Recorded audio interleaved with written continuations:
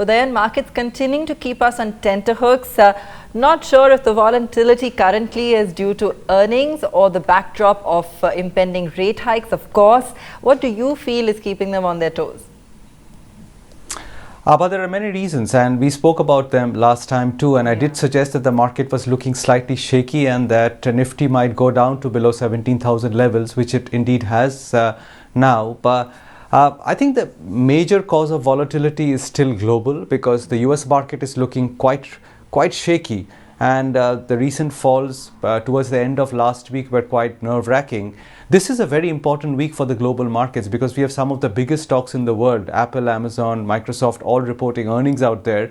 And I do hope that some of those earnings will lift the pall of gloom on Wall Street. Because if it does not, and the Dow and the Nasdaq keep collapsing, then I think we are headed for much lower levels in India as well. But keeping that aside, the Indian earnings season has not begun particularly well. You saw that shock with Infosys, with the margin performance out there and the fairly muted kind of guidance, and that stock has corrected, bringing down IT stocks overall. So the start to the earnings season, which was always looking tricky this time, has not been very auspicious. So it's a combination of factors. It's largely global.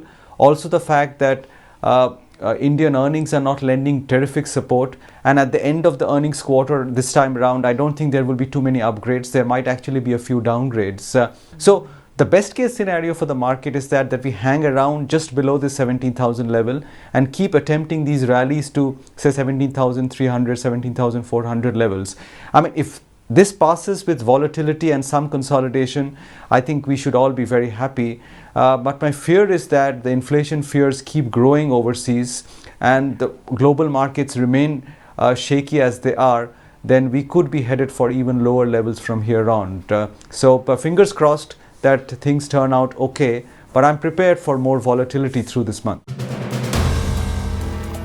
If you like the video, do like, comment, share and subscribe.